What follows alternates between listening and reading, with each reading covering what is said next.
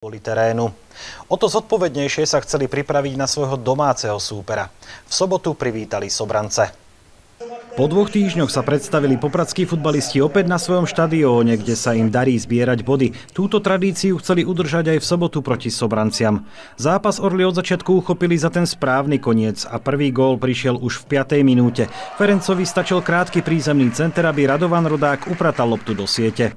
Z ľavej strany to domácim išlo, v 11. minúte zasa načapoval loptu do ohňa Patrik Šimonovič a Matija Miketič sa nepomýlil. Tempo hry následne opadlo a gól diváci v prvom polčase už nevideli.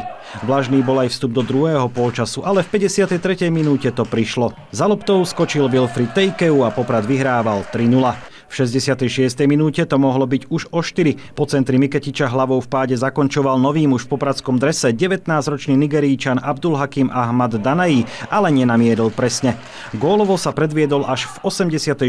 minúte. Po Rybovičovom vysunutí si pripísal premiérový zásah v prvom svojom zápase a počiarkol ním výsledok. Poprad zdolal Sobrance 4-0. Som nadšený, bol to môj prvý zápas a hneď som strelil gól. Predtým som hral v 3. rakúskej lige a chcel som sa niekam posunúť. Som tu veľmi spokojný. Je to skvelý tím a ja mu chcem pomôcť vyhrávať.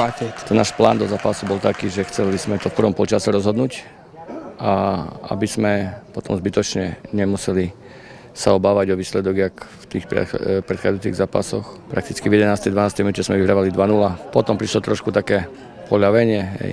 No ale v druhom polčase sme si to, dovolím si povedať, v kľude ukočírovali, aj keď tam super mal 2 také veľmi po našich hrubých individuálnych chybách, ale to pramení z toho, že to chlapci, niektorí si to nevedomia, že nesmá podceniť žiadnu situáciu a za žiadneho stavu, takže bolo tam z našej strany vidno také zľahčenie. Ale podržal nás dneska brankár Straka, ktorý fakt chytil tam 2 tutové situácie supera, keby dali, tak by to zdramatizovali. Dá sa povedať, tú povinnú jazdu sme splnili dneska, to, čo sa od nás očakávalo, 3 body a ideme ďalej.